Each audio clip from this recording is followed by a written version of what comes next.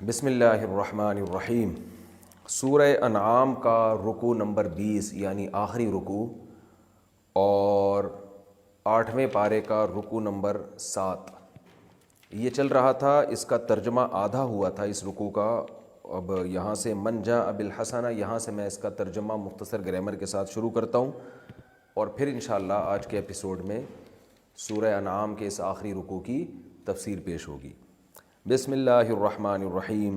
من جاء بالحسنتی، جو بھی لائے گا ایک نیکی۔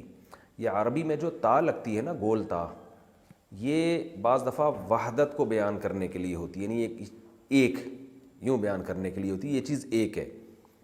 تو من جاء بالحسنتی، جو شخص بھی لائے گا ایک نیکی، فلہو، تو ہے اس شخص کے لیے عشر امثالہا، اس نیکی کی مثل 10، یعنی جو ایک نیکی کرے گا تو اللہ کے ہاں اس کا شمار 10 نیکیوں کے برابر ہوگا۔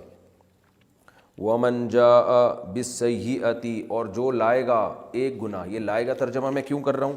جاء کا معنی ہوتا ہے آنا، اور ذہب کا معنی ہوتا ہے جانا، لیکن جاء کے بعد جب با آ جائے تو اس کا معنی آنے کے بجائے بن جاتا ہے لانا، اور ذہب کے بعد جب با آ جائے تو اس کا معنی ہوتا ہے لے جانا، یعنی جانا کے بجائے لے جانا۔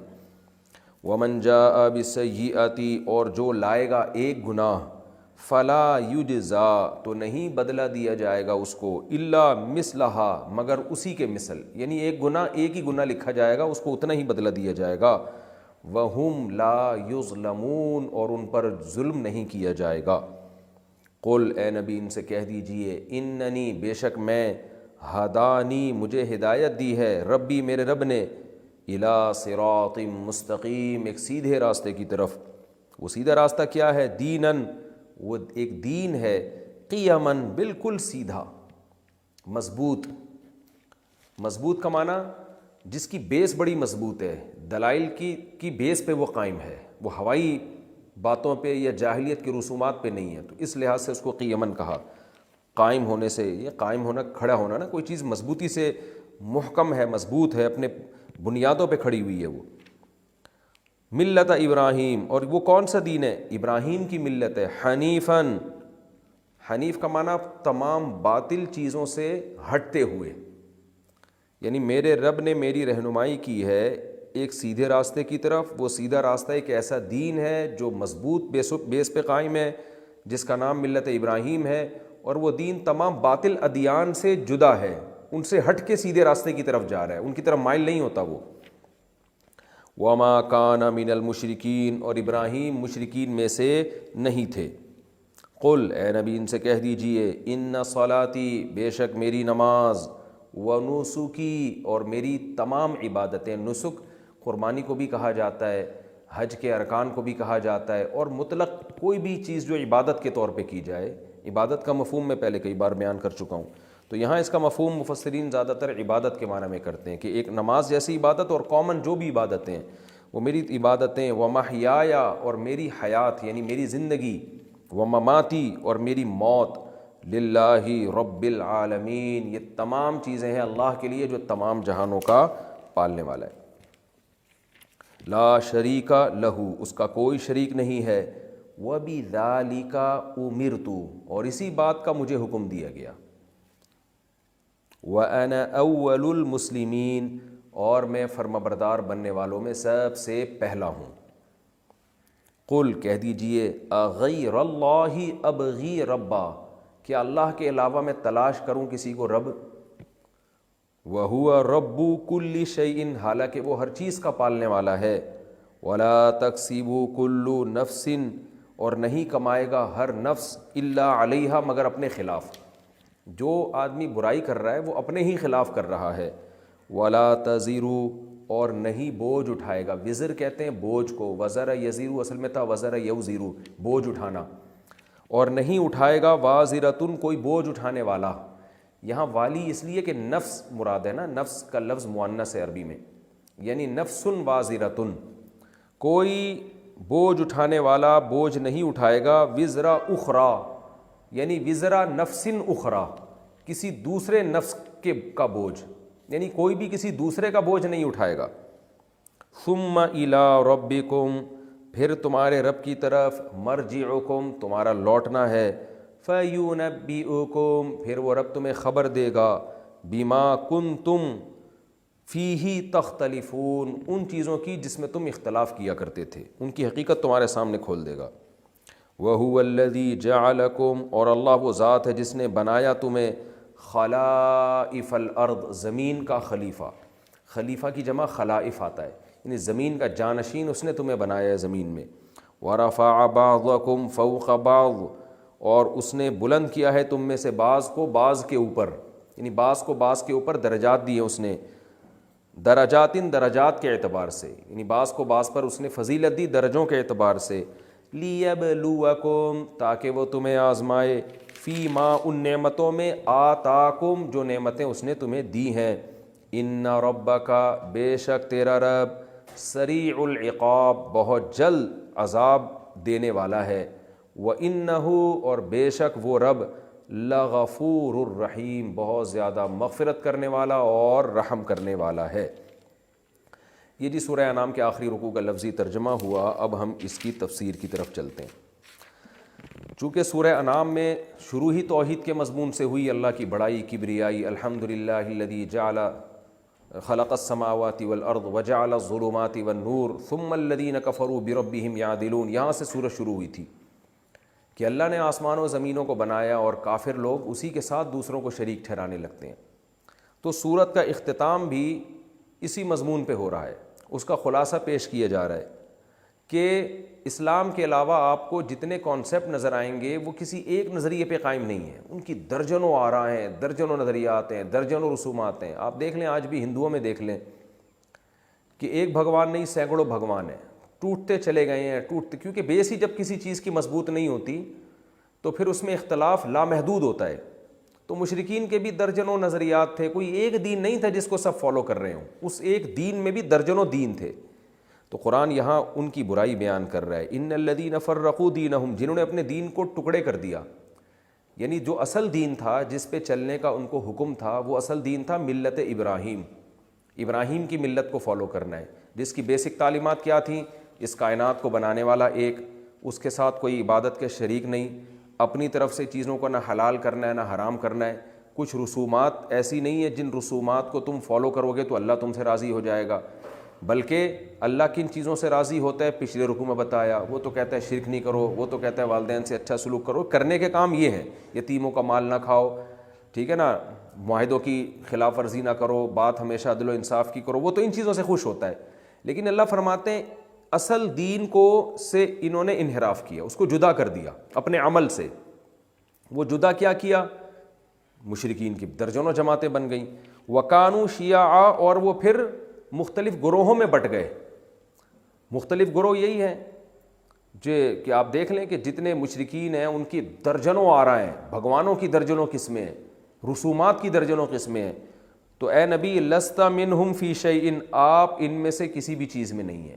یہ محاورہ استعمال ہوتا ہے کہ آپ کا ان سے کوئی تعلق نہیں ہے، آپ ان سے برات کا اعلان کر دیں کہ میں ایک ہی دین کو فالو کروں گا جو آدم کے زمانے سے لے کے اب تک چلتا ہوا آ رہا ہے، وہی دین ابراہیم ہے، وہ آدم کا دین، وہ نوح علیہ السلام کا دین، وہ اسماعیل، اسحاق، یعقوب علیہ السلام کا دین، وہ توحید کا دین ہے، اور اس کی بیسک تعلیمات وہ ہیں جو فطرت کو اپیل کرتی ہیں۔ ہاں ٹھیک ہے جزیات میں اختلاف ہے، لیکن وہ تو زمانے کے لحاظ سے اللہ نے کچھ احکام تبدیل کر دیے، کسی کو 3 نمازیں دیں، کسی کو 5 نمازیں دیں، کسی کا روزے کا 24 گھنٹے کا روزہ تھا، کسی کو 18 گھنٹے کا روزہ دے دیا۔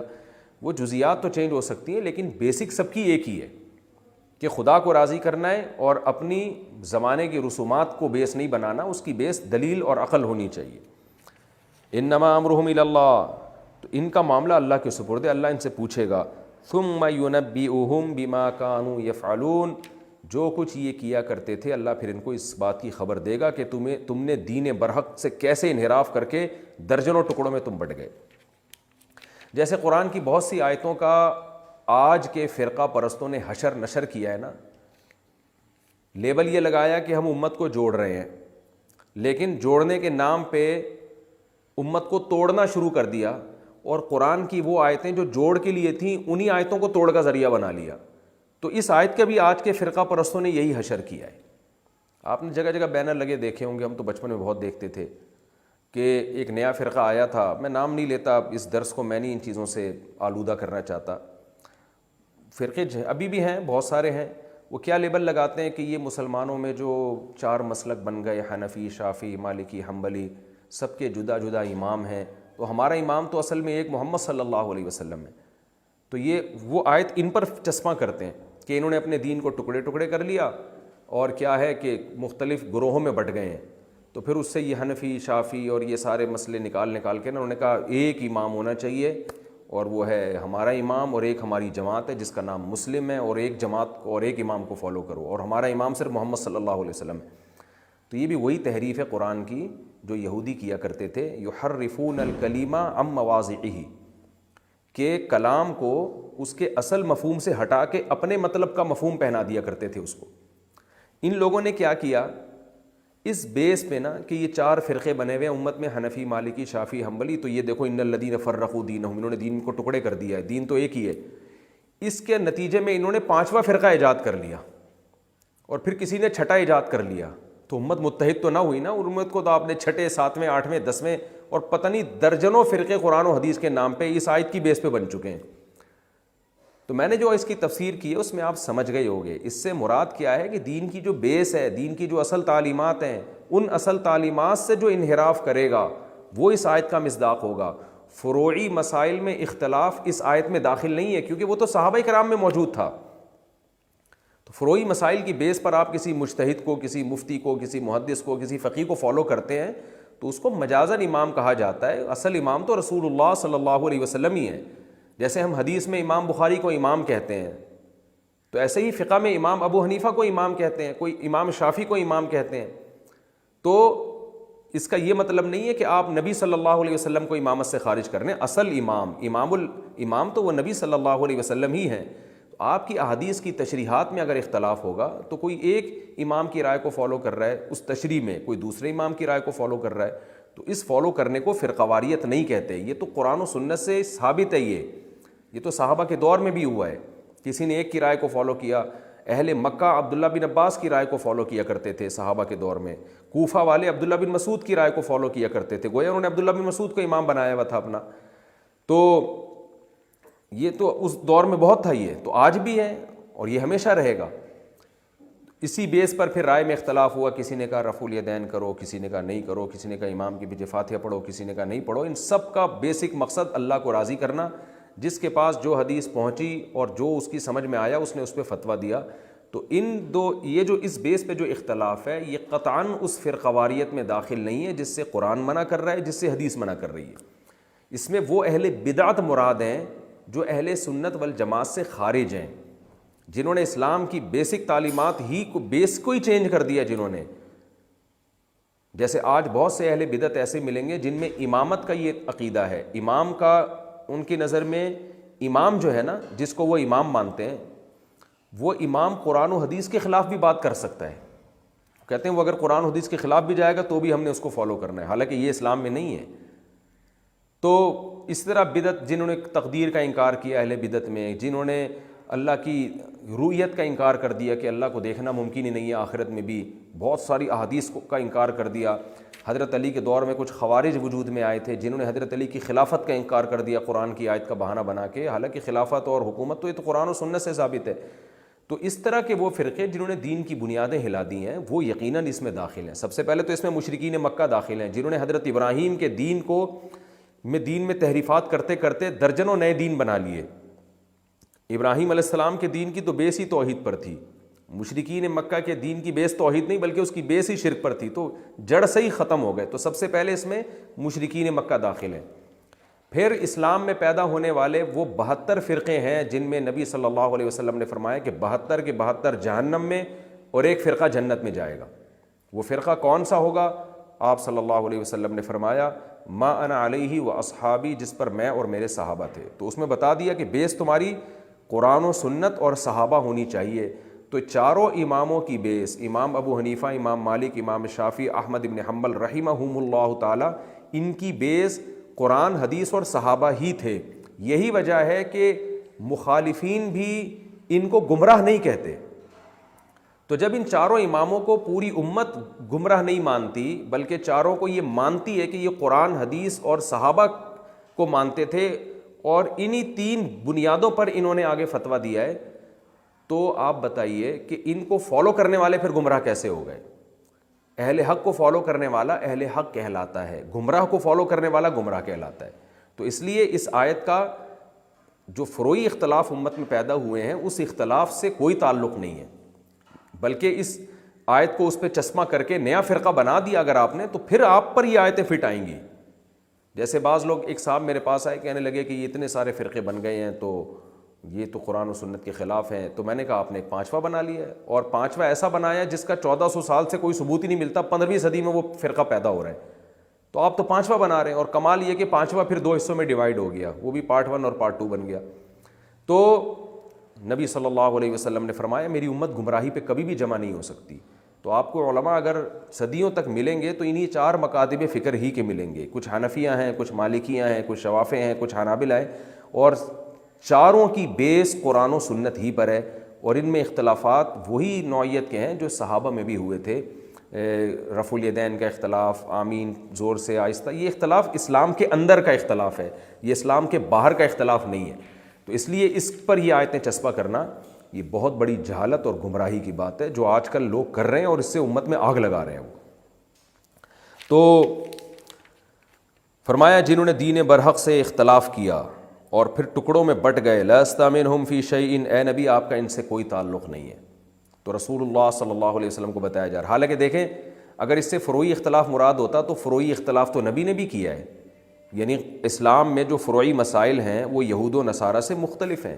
اسلام میں 5 نمازیں ہیں، یہود و نصارہ میں 5 نہیں تھیں، 3 تھیں، 2 تھیں، کسی میں زیادہ 3 کا ثبوت ملتا ہے ہمیں، ان کے روزوں کے مہینے الگ تھے، لیکن پھر بھی اس پورے دین کو، چاہے وہ یہودیوں کا ہو، چاہے وہ عیسائی کا ہو، چاہے وہ اسلام کا ہو، چاہے وہ نوح علیہ السلام کا ہو، قرآن ملت واحدہ کہتا ہے، ایک ہی دین کہتا ہے۔ تو اس سے پتہ چلا کہ اصل کو دیکھا جائے گا کہ مقصد آپ کا قرآن و سنت کو فالو کرنا ہے یا نہیں ہے، پیغمبر کو فالو کرنا ہے یا نہیں۔ اگر آپ پیغمبر کو فالو کر رہے ہیں تو پھر اگر آپ کی رائے میں اختلاف ہو بھی جاتا ہے تو وہ پھر بھی وہ اللہ اس کو ایک ہی ملت قرار دیتا ہے، ایک ہی دین قرار دیتا ہے، اس کو ملت ابراہیمی اللہ قرار دیتا ہے۔ تو اے نبی ان لوگوں سے جنہوں نے دین برحق سے اختلاف کیا، لست منہم فی شیء، آپ کا ان سے کوئی تعلق نہیں ہے، انما امرہم الی اللہ، ان کا معاملہ اللہ کے سپرد ہے، ثم ینبئہم بما کانوا یفعلون، جو کچھ یہ کر رہے ہیں اللہ ان کو اس کی خبر دے گا۔ من جاء بالحسنہ، اور اللہ نے ایک قاعدہ اصول بیان کیا سورہ انعام کے اختتام پہ کہ اتنی ساری نیکیاں ہم نے بیان کی، یہ کرو یہ ثواب ہے، یہ نہ کرو یہ گناہ ہے، تو اللہ ایک اصول بیان کر رہا ہے ہمیں موٹیویٹ کرنے کے لیے، من جاء بالحسنہ، جو بھی ایک نیکی لے کر آئے گا، فَلَهُ عَشْرُ أَمْثَالِهَا، اس کو 10 گنا زیادہ اجر ملے گا، وَمَنْ جَاءَ بِالسَّيِّئَةِ، اور جو برائی لے کر آئے گا، فَلَا يُجْزَى إِلَّا مِثْلَهَا، تو اسے اسی کے بقدر سزا دی جائے گی، وَهُمْ لَا يُظْلَمُونَ، ان پر زیادتی نہیں کی جائے گی کہ گناہ ایک کریں اور لکھا 10 جائے، ایسا نہیں ہوگا۔ جتنی سزا اللہ نے اس گناہ کی لکھی ہوئی ہے وہی ملے گی، جبکہ نیکی کی جو سزا لکھی ہوئی ہے اللہ کم سے کم 10 گنا ہر ایک کو دے گا۔ احادیث میں آتا ہے کہ یہ تو کم سے کم ہے، بعض دفعہ اللہ اس کا اجر اور زیادہ بڑھا دیتے ہیں، رمضان میں اجر بڑھ جاتا ہے، جمعے کے دن اجر بڑھ جاتا ہے، رات کے آخری حصے میں اجر بڑھ جاتا ہے، آپ کے اخلاص کی وجہ سے وزن بڑھ جاتا ہے، یہ بہت سارے طریقے اور بھی ہیں جن سے نیکی کا میں اضافہ ہوتا رہتا ہے۔ قل اننی ہدانی ربی، کیونکہ سورہ انعام میں توحید بہت زیادہ بیان ہوئی ہے، تو اللہ تعالیٰ رسول اللہ صلی اللہ علیہ وسلم سے کہہ رہے ہیں کہ آپ اعلان کر دیں کہ میں شرک کے راستے پر نہیں، میری تمام تر توجہات ایک خدا کی طرف ہے۔ وہ کیا ہے؟ اننی ہدانی ربی، میرے رب نے مجھے ہدایت دے دی ہے۔ میں جس قوم میں، یہ کیونکہ مکہ میں نازل ہوئی ہے نا سورت، تو چاروں طرف بت پرستی اور مشرکین، چاروں بلکہ پوری دنیا میں، عیسائی بھی شرک کیا کرتے تھے، عیسیٰ علیہ السلام کو اللہ کا بیٹا کہتے تھے۔ تو جب یہ آیتیں پیش کی جا رہی ہیں تو نبی صلی اللہ علیہ وسلم تنہا تھے، چند لوگ آپ کے ساتھ ایمان لائے تھے، تو اللہ نے حکم دیا کہ آپ پوری دنیا کے سامنے کھڑے ہو کر یہ اعلان کر دیں، اننی ہدانی ربی، بے شک میرا رب مجھے ہدایت دے چکا ہے، الی صراط مستقیم، سیدھے راستے کی طرف، دینن، ایک ایسا دین ہے یہ، قیامن، جو بڑی مضبوط بیسس پہ قائم ہے۔ یعنی تمہارے پاس اپنے آپ کو صحیح ثابت کرنے کے لیے اپنے باپ دادا کے ریفرنس کے علاوہ کوئی ریفرنس نہیں ہے. میں جس تعلیم کو لے کر آیا ہوں, جس توحید کو لے کر آیا ہوں, اس کی بیس بڑی مضبوط ہے, محکم ہے, وہ تحریف سے پاک ہے, اور وہ غلط بیانیوں سے پاک ہے, ہر برائی سے پاک ہے. سیدھا دین ہے ملت ابراہیم, اور وہ ہمارے باپ کا دین ہے ابراہیم علیہ السلام, جن کو تم بھی مانتے ہو, یہودی بھی مانتے ہیں, عیسائی بھی مانتے ہیں. ایک ایسی شخصیت جن پر ساری دنیا جمع ہے, ان کا دین ہے حنیفہ.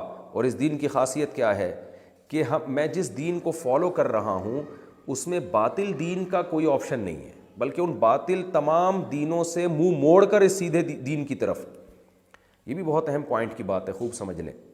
آج کل اتحاد بین المذاہب کا بہت نعرہ لگایا جا رہا ہے کہ تمام مذاہب کو ایک بنایا جائے, تمام تعلیمات کو ایک بنایا جائے. تو اتحاد بین المذاہب کا اگر ہم یہ مفہوم لیتے ہیں کہ دنیا میں جو جس مذہب کو فالو کر رہا ہے کرنے دیا جائے, ایک دوسرے سے لڑیں نہیں, ہوٹنگ نہ کریں, اس حد تک تو اسلام بھی قائل ہے. یہی وجہ ہے کہ اسلامی حکومتوں میں کبھی بھی کسی غیر مسلم کو زبردستی مسلمان بنانے کی کوشش نہیں کی گئی, اور نہ اسے ذلیل اور رسوا کرنے کی کوشش کی گئی ہے اس بیس پہ کہ وہ غیر مسلم ہے. تو اتنے اتحاد کا تو ہم بھی قائل ہیں, قرآن بھی قائل ہے, اسلام بھی قائل ہے.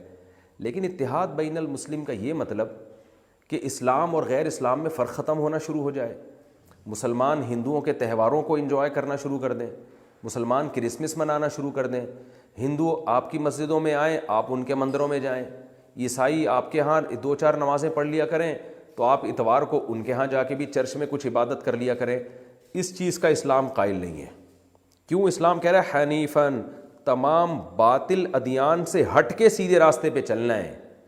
ایسا سیدھا راستہ اللہ کو قبول نہیں ہے کہ ادھر بھی چل رہے ہیں تو 2-4 قیام و طعام کے لیے آپ دائیں بائیں بھی مڑتے جا رہے ہیں کہ چلو جی ہم ویسے 5 ٹائم نمازیں تو پڑھتے ہیں, تو چلو آج ہندوؤں کو خوش کرنے کے لیے آج ہم مندر میں جا کے کسی بھگوان کی بھی تھوڑی دیر پوجا کر لیں تو کیا جا رہا ہے, تاکہ وہ دین کے قریب آ جائیں اور آپس میں ایک اتحاد کا ایک مظاہرہ ہو جائے. نا نا نا نا نا, قرآن جس چیز کو غلط کہہ رہا ہے وہ A to Z غلط ہے. آپ کا ایک موقف ہے, آپ اس پر قائم ہیں. آج بہت سے لوگ ہمیں تنگ کرتے ہیں, پوچھتے ہیں کہ ہم بھی کیا کرسمس کیوں نہیں منا سکتے, ہم ان کو سیلیبریٹ کیوں نہیں کر سکتے, ہم ہندوؤں کی ہولی کیوں نہیں منا سکتے.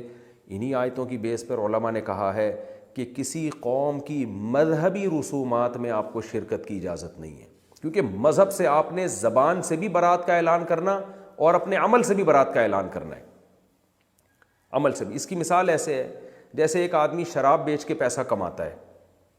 اگر آپ سے پوچھا جائے گا کہ اس کی آمدن حلال ہے حرام, آپ زبان سے بھی کہیں گے حرام ہے, لیکن آپ زبان سے تو کہہ رہے ہیں حرام ہے, مگر وہ شراب بیچ کے جو پیسہ کمایا اس سے آپ کو چائے پلا رہا ہے, اس سے آپ کو کھانا کھلا رہا ہے, اور آپ وہ کھانا کھا رہے ہو, تو لوگ پوچھیں گے نا کہ فتویٰ دیتے ہوئے تو یہ حرام ہے, تو کیا یہ نوالا آپ کے لیے حلال ہو گیا؟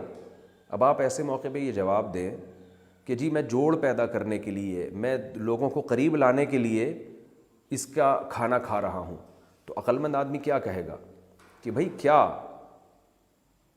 کسی کو دین کے قریب لانے کے لیے, جوڑ پیدا کرنے کے لیے کیا خنزیر کھانا جائز ہو جائے گا؟ کیا شراب پینا جائز ہو جائے گا؟ تو جیسے شراب پینا حرام ہے, ایسے ہی شراب کی آمدن سے زمزم خرید کے کوئی آپ کو پلا رہا ہے تو وہ بھی اسی طرح حرام ہے, وہ بھی تو حرام پیسوں سے کھلا رہا ہے نا آپ کو. تو جوڑ پیدا کرنے کے لیے شریعت کی باؤنڈری کو کراس کرنے کی آپ کو اجازت نہیں ہے, ایک حد ہے, اس حد تک. تو کرسمس میں غیر مسلموں کے ساتھ شریک ہو جانا, ہولی میں ہندوؤں کے ساتھ شریک ہو جانا, یا ان کے چرچ جا کے عبادت کرنا, یا آپ ہندوؤں کے مندر جا کے عبادت کرنا شروع کر دیں, یہ شریعت میں اجازت نہیں ہے. کیونکہ آپ جب ان کے مذہب سے براعت کا اعلان کرتے ہیں, میں بری الذمہ ہوں, تو پھر زبان سے بھی کرنا ہے, اپنے عمل سے بھی کرنا ہے. ہاں ویسے آپ ان سے اچھا سلوک کریں, جیسے کہ قرآن میں 28ویں پارے میں اللہ کا حکم ہے, لا ينہاکم اللہ عن الذین لم یقاتلوکم فی الدین ولم یخرجوکم من دیارکم ان تبروہم, کہ جو غیر مسلم تم سے لڑتے نہیں ہیں, تمہیں تمہارے گھروں سے انہوں نے نکالا نہیں, تم پہ ظلم نہیں کر رہے, تو ان سے اچھا سلوک کرو. اس اچھے سلوک سے اللہ منع تمہیں نہیں کرتا. تو اچھا سلوک الگ چیز ہے, غیر مسلم پہ بھی صدقہ کیا جاتا ہے, غیر مسلم پڑوسی ہے اس کو ہدیے دیے جاتے ہیں, اس کی بیمار کی عیادت کی جاتی ہے, اس کا خیال کیا جاتا ہے, یہ سب چیزیں قرآن و سنت سے ثابت ہیں. مذہبی رسم میں شرکت کی قطعاً اجازت نہیں. مذہب کے معاملے میں ہم نے غیر مسلم کو یہ پیغام دینا ہے کہ ہم تمہارے مذہب کو A to Z غلط سمجھتے ہیں. یہ اپنے عمل سے ہم نے ثابت کرنا ہے. اور ہمیں اسلام پر اتنا اطمینان ہے کہ اسلام کے ہوتے ہوئے ہمیں کسی مذہب کی ضرورت نہیں ہے, کسی مذہب کی ضرورت نہیں ہے. اسلام میں اتنا کانفیڈنس ہے, اسلام اپنے آپ کو برحق کہنے میں بہت زیادہ پر اعتماد ہے. 2 اور 2 4 کی طرح اسلام کہتا ہے میں صحیح ہوں. اس لیے جہاں بھی آپ دیکھیں نا ملت ابراہیم کا لفظ آیا وہاں حنیفہ کا لفظ بھی آیا ہے, کہ حنیفہ کا مطلب باقی چیزوں سے ہٹنا ہے. اس کی ایک اور مثال میں سمجھاؤں کہ ہمارا جو کلمہ ہے نا وہ لا الہ سے شروع ہوتا ہے, الا اللہ بعد میں ہے. لا الہ الا اللہ, اللہ کے سوا کوئی عبادت کے قائل لائق نہیں ہے مگر اللہ ہے, صرف اللہ ہے. تو اس میں نفی پہلے ہے. اگر یوں کہہ دیا جاتا کہ اللہ عبادت کے لائق ہے تو اس میں تھوڑا سا وہم ہو سکتا تھا کہ اللہ تو ہے, دوسرے بھی ہیں, دوسروں کی نفی پہلے کی گئی ہے. تو یہاں بھی یاد رکھیں اسلام برحق ہے, دوسرے برحق نہیں ہیں, یہ پہلے بولنا پڑے گا آپ کو. یہی وجہ ہے کہ جب کوئی غیر مسلم اسلام قبول کرتا ہے تو علماء کہتے ہیں کہ صرف اتنا کافی نہیں ہے کہ وہ یہ کہہ دے کہ میں اسلام قبول کر رہا ہوں, وہ جس مذہب سے پہلے تعلق رکھتا تھا اس کو غلط بھی قرار دے گا کہ میں اس مذہب کو ترک کر رہا ہوں, میں اس مذہب کو چھوڑ رہا ہوں, میں اس کو غلط سمجھتا ہوں. جیسے عیسائی اگر اسلام قبول کرتا ہے تو اس سے یہ کہلوایا جاتا ہے کہ میں اس بات کا اعتراف کرتا ہوں کہ عیسیٰ ابن مریم اللہ کے بیٹے نہیں ہیں. صرف اتنا کافی نہیں ہے کہ وہ کہہ دے کہ میں مسلمان ہوں, وہ یہ اعلان کرے گا کہ میں مانتا ہوں کہ عیسیٰ علیہ السلام اللہ کے بیٹے نہیں ہیں. قادیانی اسلام قبول کرے گا تو صرف اتنا کافی نہیں ہے کہ میں قادیانی ہوں, وہ اقرار کرے گا کہ میں مانتا ہوں کہ نبی آخری نبی ہے رسول اللہ صلی اللہ علیہ وسلم, اور مرزا غلام احمد قادیانی جھوٹا ہے, کذاب ہے, دجال ہے. یہ الفاظ اپنی زبان سے دہرائے گا. تو یہ حنیفہ کے لفظ سے علماء نے استدلال کیا ہے کہ آپ کو مسلم ہے تو مسلم ہے, آپ کو اس پہ فخر ہونا چاہیے, آپ کو اس پہ اطمینان ہونا چاہیے, ادروائز آپ کا اسلام اللہ کی نظر میں قبول نہیں ہے. تو یہاں بھی قرآن کہہ رہا ہے کہ میں تمام چیزوں سے, کیونکہ مشرکین مکہ آپ پہ زور لگایا کرتے تھے کہ ٹھیک ہے آپ کا ایک دین ہے تو ہمارے دین کو بھی مرج کر لیں, کچھ ہمارا کچھ آپ کا, تو پتہ ہے حنیفاً یہ بالکل اس سے دستبردار ہوں میں. وما کان من المشرکین, اور ابراہیم مشرکین میں سے نہیں تھے. قل ان صلاتی ونسکی, اور آپ یہ بھی کہہ دیجئے کہ اے مشرکو تمہاری عبادتیں کبھی اللہ کے لیے ہو رہی ہیں, کبھی بتوں کے لیے ہو رہی ہیں, کبھی قربانی اللہ کے لیے ہو رہی ہے, کبھی بتوں کے لیے ہو رہی ہے. تو میں اعلان کر رہا ہوں ان صلاتی, میری نماز, ونسکی, نسک کا مطلب اگر ہم قربانی سے لیتے ہیں تو بھی ٹھیک ہے, عبادت سے لیتے ہیں تو بھی ٹھیک ہے, میری نماز, میری قربانی یا میری عبادت, ومحیایا, حتیٰ کہ میرا جینا اور میرا مرنا صرف اور صرف اور صرف تمام جہانوں کے پالنے والے کے لیے, رب العالمین کے لیے. یہاں 2 چیزیں بیان کی گئی ہیں, ایک کو کہتے ہیں تشریعی اور ایک کو کہتے ہیں تکوینی. تھوڑا گاڑا لفظ ہے لیکن اس کو سمجھیں. تکوینی امور کہتے ہیں جو کائنات میں فطرت کے قاعدوں کے مطابق ہو رہے ہیں, سورج کا نکلنا, سورج کا غروب ہونا, بارشوں کا برسنا, اولاد کا پیدا ہونا, یہ تکوینی امور ہیں, یہ شریعت نہیں ہے. اور ایک ہوتا ہے تشریعی, نماز کا قائم ہونا, زکوٰۃ کا قائم ہونا, روزہ رکھنا, یہ شریعت کے کہنے سے ہم کر رہے ہیں. تو نماز اور عبادت یہ شریعت کے امور ہیں, زندگی اور موت یہ تکوینی امور ہیں, پیدا ہونا اور مرنا, یعنی اس کو آپ یوں سب کہہ لیں کہ بھئی فطرت کے اصول ہیں یہ. تو یہاں بتایا جا رہا ہے کہ میری شریعت ہو یا میرے اوپر جو تکوینی کام ہو رہے ہیں, ان سب میں نے اللہ کو, اپنے آپ کو اللہ کے حوالے کیا ہوا ہے. نماز پڑھوں گا تو وہ بھی صرف اللہ کے لیے, عبادت ہوگی صرف اللہ کے لیے, اور جو تکوینی معاملات میرے ساتھ ہو رہے ہیں, یعنی دنیا میں جو کچھ ہو رہا ہے, جن میں سب سے بڑا معاملہ کیا ہے, میری پیدائش اور میرا مرنا, وہ تمام چیزیں بھی میں نے اللہ کے سپرد کی ہوئی ہیں. یعنی میں اللہ کی تقدیر پر راضی ہوں. کوئی غم مجھے دے رہا ہے وہ بھی اللہ کی طرف سے, میں مانتا ہوں یہ صرف اللہ کی طرف سے, تو وہ بھی میں نے اللہ کے حوالے کر دیا, اس پہ میں راضی ہوں, جس کو رضا بالقضاء کہتے ہیں. تو عبادت بھی اللہ کے لیے اور تکوینی امور جتنے ہو رہے ہیں وہ بھی اللہ کے لیے, یعنی وہ بھی میں نے اللہ کے سپرد کیے ہوئے ہیں, ان میں بھی میں اللہ کی تقدیر پر راضی ہوں. یہ سکون کا بہت بڑا نسخہ ہے. اگر انسان اس سوچ پہ آ جائے نا تو ایک کو فوکس کریں گے تو سکون ملے گا. اس مضمون کو قرآن نے دوسری جگہ بھی بیان کیا ہے کہ بھلا ایک شخص جس کے کئی آقا ہوں وہ زیادہ سکون میں ہے, وَرَجُلًا سَلَمًا لِرَجُلٍ, یا وہ جس کا ایک ہی آقا ہو. تو ظاہر ہے جس کا ایک آقا ہو, ایک ہی کو راضی کرنے میں لگاؤ, تمام تصرفات جو بھی دنیا میں ہو رہے ہیں وہ سمجھتا ہو کہ وہ اکیلا کر رہا ہے, تو اس میں انسان کا سکون زیادہ ہے۔ وَبِذَا لا شریک لہ، اور اس کا کوئی شریک نہیں ہے۔ وَبِذَالِكَ أُمِرْتُ، اسی کا مجھے حکم دیا گیا ہے۔ وَأَنَا أَوَّلُ الْمُسْلِمِينَ، اور میں فرما بردار بننے والوں میں سب سے پہلا ہوں۔ کیا مطلب؟ میں جن باتوں کا تمہیں حکم دے رہا ہوں نا، سب سے پہلے میں خود اس پر عمل کر رہا ہوں۔ ایسا نہیں ہے کہ میں آرڈر کر کے خود کچھ اور کر رہا ہوں۔ تو جب آپ کوئی دعوت دیتے ہیں، اگر سب سے پہلے اس پر خود عمل کر کے دکھائیں گے تو اس دعوت میں جان پیدا ہو جاتی ہے۔ قل اغیر اللہ ابغی ربا، اے نبی ان سے کہہ دیجئے کہ کیا میں اللہ کے علاوہ کسی کو رب بناؤں، حالانکہ وہ تو ہر چیز کا رب ہے۔ جب اس کائنات میں تمام چیزوں کا پالنے والا اللہ ہے، جسے کہ تم بھی مانتے ہو، ان بتوں کا تصرف نہیں ہے، تو پھر انسانوں کا بھی تو اللہ ہی رب ہونا چاہیے نا۔ انسانوں کا رب مالک کے معنی میں بھی آتا ہے، انسانوں کا پروردگار اور مالک وہ بھی اللہ ہونا چاہیے۔ ان میں یہ ان کو کیوں شریک کیا ہوا ہے تم نے؟ وَلَا تَكْسِبُ كُلُّ نَفْسٍ إِلَّا عَلَيْهَا، رہا یہ مسئلہ کیونکہ مشرکین یہ بھی کہا کرتے تھے کہ تم ہمارے کہنے پر شرک کر لو تو اگر تمہیں قیامت میں گناہ ملا تو ہم تمہارا بوجھ اٹھا لیں گے۔ تو اس کا جواب قرآن دے رہا ہے، کوئی بھی نفس جو کچھ کر رہا ہے الا علیہا، اپنے ہی اگینسٹ کر رہا ہے وہ، اس کا تمہیں خود نقصان ہوگا، دوسرا بوجھ نہیں اٹھائے گا تمہارا۔ ولا تزر وازرۃ وزر اخری، کوئی دوسرا کسی دوسرے کا بوجھ نہیں اٹھائے گا۔ ثم الی ربکم مرجعکم، پھر تمہیں تمہارے رب کی طرف لوٹ کر جانا ہے۔ فینبئکم بما کنتم فیہ تختلفون، جن چیزوں میں تم اختلاف کر رہے ہو ان کی تمہیں وہ خبر دے دے گا۔ یہاں ایک اشکال ہوتا ہے کہ یہاں قرآن کہہ رہا ہے کہ کوئی کسی کا بوجھ نہیں اٹھائے گا، جبکہ سورہ عنکبوت میں اللہ کہتے ہیں وَلَيَحْمِلُنَّ أَثْقَالَهُمْ مَعَ أَثْقَالِهِمْ۔ یہ جو مشرکین مسلمانوں کو کہتے ہیں نا کہ ہمارے کہنے پر شرک کر لو تو ہم تمہارا بوجھ اٹھا لیں گے، تو اللہ فرماتے ہیں ایسا نہیں ہے، بلکہ یہ مسلمانوں کے بوجھ کے ساتھ اپنا بوجھ بھی اٹھائیں گے، ڈبل مجرم ہوں گے، ایک اپنے شرک کا، ایک دوسروں کو شرک کروانے کا۔ تو وہاں تو قرآن کہہ رہا ہے کہ آپ دوسرے کا بوجھ اٹھائیں گے، جیسے کہ حدیث میں آتا ہے جس نے کسی کو برائی کی دعوت دی، تو جو آدمی برا کام کرے گا برائی کی دعوت دینے والا بھی اس برائی کا بوجھ اٹھائے گا۔ یہاں قرآن کہہ رہا ہے کوئی کسی کا بوجھ نہیں اٹھائے گا۔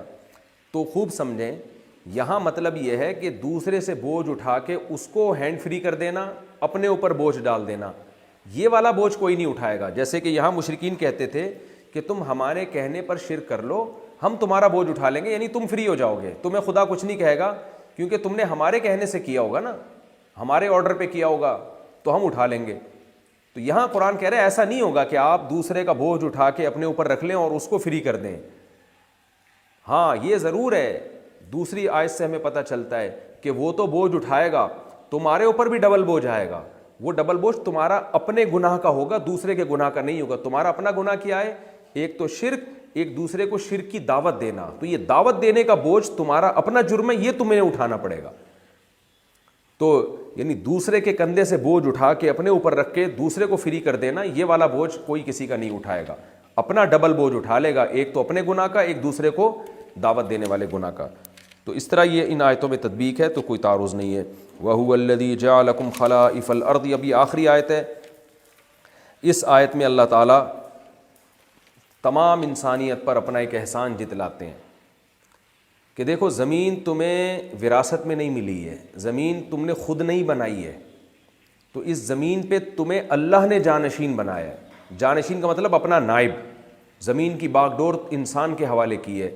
اس زمین پر جانور بھی رہا کرتے تھے، جنات بھی رہا کرتے تھے، اور اس زمین پر بہت ساری مخلوقات رہتی تھیں، لیکن اللہ نے انسان کو اشرف المخلوقات بنایا اور اس کے اندر یہ صلاحیت دی ہے کہ زمین کی لگام انسان کے ہاتھ میں پکڑا دی ہے۔ زمین کو جتنا چاہے کھودتا چلا جاتا ہے، زمین پہ کیا کچھ نہیں کر رہا وہ۔ تو اللہ فرماتے ہیں یہ تو اللہ نے یہ کام کیا ہے، تو جب اللہ نے یہ کام کیا ہے تو اس نعمت کی تمہیں قدر کرنی ہے اور اللہ کا شکر ادا کرنا ہے۔ تو دو نعمتوں کا اللہ نے ذکر کیا، ایک تو یہ کہ زمین کا خلیفہ بنا دیا، دوسری نعمت یہ کہ بعض کے درجات کو بلند اور بعض کو کم کر دیا۔ تو وَهُوَ الَّذِي جَعَلَكُمْ خَلَائِفَ الْأَرْضِ، اللہ وہ ذات ہے جس نے تمہیں زمین میں جانشین بنایا۔ وَرَفَعَ بَعْضَكُمْ فَوْقَ بَعْضٍ دَرَجَاتٍ، اور تم میں بعض کو بعض پر بلند کر دیا درجوں کے اعتبار سے۔ یہ درجے دینی اعتبار سے بھی ہو سکتے ہیں، دنیاوی اعتبار سے بھی۔ دینی اعتبار سے درجے کیا بلند کیے کسی کو اللہ نے پیغمبر بنا دیا، کسی کو صحابی بنا دیا. اب یہ چیزیں خدا کی طرف سے ہیں، اس میں ہمارے ارادے کا دخل نہیں ہے. اللہ اپنی مرضی سے جن کو چاہے پیغمبر بناتا ہے. حضرت ابو بکر صدیق کو نبی کی صحبت نصیب کر کے ان کو ابو بکر بنا دیا. اب کوئی کہے میں تو نبی کے دور میں تھا ہی نہیں، تو میں تو صحبت ہی نہیں اٹھا سکا، تو میں تو صحابی کے مقام تک ہی نہیں پہنچ سکتا. بھئی اللہ کی طرف سے یہ گاڈ گفٹڈ ہے. تو یہ روحانی لحاظ سے اللہ نے مرتبے رکھے ہیں. پھر اللہ تعالیٰ نے دنیاوی لحاظ سے بھی مرتبے میں فرق کر دیا. کسی کو مرد بنایا، کسی کو عورت بنایا، یہ بھی اللہ کی طرف سے. پھر کسی کو صحت مند بنایا، کسی کو کمزور بنایا، کسی کو خوبصورت بنایا، کسی کو بدصورت بنایا، کسی کو مالدار بنایا، کسی کو غریب بنایا، کسی کو آفیسر بنا دیا، کسی کو اس کا ماتحت بنا دیا. تو یہ بھی اللہ کا احسان ہے، کیونکہ دنیا کے نظام کو چلانے کے لیے یہ ضروری تھا. تو یہ بھی اللہ کی بہت بڑی نعمت ہے. سب کو ایک جیسا بنا دیتا تو یہ نظام تباہ و برباد ہو جاتا، انسان ہی عذاب میں آ جاتے. تو اللہ نے ہمارے مختلف درجات بنا دیے. لیبلوکم فیما آتاکم، یہ دو نعمتیں اللہ نے اس لیے کی ہیں، زمین کی باغ ڈور ہمارے حوالے کی اور ہمارے درجات میں فرق کر دیا، تاکہ اللہ ہمیں آزمائے. فیما آتاکم، ان نعمتوں میں جو اس نے تمہیں دی ہے. آپ کہہ سکتے ہیں درجہ بلند کرنا یا زمین کا خلیفہ بنانا تو نعمت ہے، درجہ کم دینا کیسے نعمت ہے؟ دیکھیں درجہ کم دینا اس لحاظ سے نعمت ہے کہ اس سے زمین کا نظام برقرار ہے. اور دوسری بات یہ کہ آزمائش اس میں بھی ہے. جو کچھ اللہ ہمیں دے رہا ہے اس میں آزمائش ہے. کسی کو اللہ نے چھوٹا مقام دے دیا، بدصورت بنا دیا، غریب بنا دیا، تو آزمائش تو اس میں بھی ہے. اس کی آزمائش تو اس میں بھی بنتی ہے اس کی، کہ وہ اس پہ صبر سے کام لیتا ہے کہ نہیں لیتا، اللہ کی تقدیر پہ راضی ہوتا ہے کہ نہیں ہوتا. تو لیبلوکم فیما آتاکم، ان تمام باتوں کا مقصد یہ تھا کہ اللہ تمہیں ان چیزوں میں آزمائے.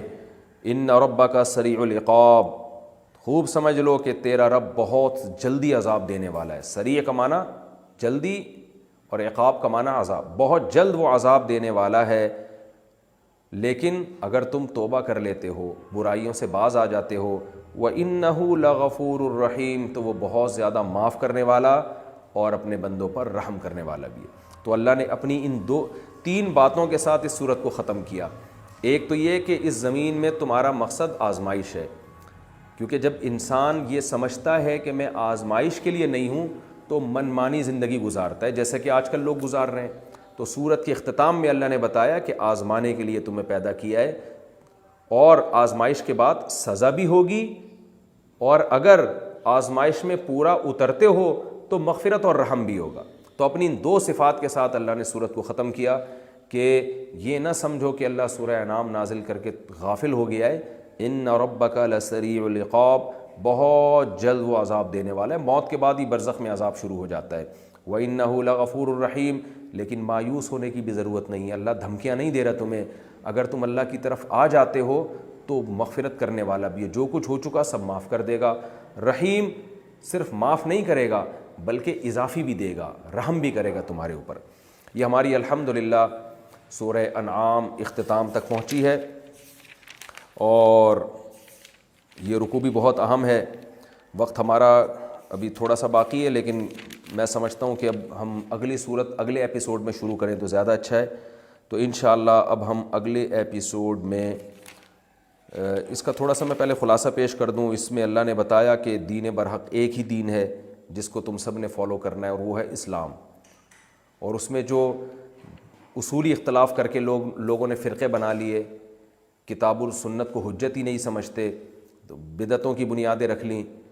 تو اچھا، ایک اہم پوائنٹ کی بات جو اس وقت رہ گئی تھی ابھی میں پیش کر دوں. یہ جو حدیث میں آتا ہے نا کہ 73 فرقے ہوں گے جن میں 72 جہنم میں اور ایک جنتی، تو ان 73 میں نبی صلی اللہ علیہ وسلم نے کیا فرمایا؟ جو میرے اور میرے صحابہ کے راستے پر ہوگا. تو یہاں بھی علماء نے لکھا ہے کہ اب اس میں بحث ہوئی ہے کہ وہ 72 کیا ہمیشہ جہنم میں رہیں گے یا ایک دن جہنم سے نکل آئیں گے. تو راجح قول کے مطابق یہ 72 چونکہ ہوں گے اسلام کے اندر ہی،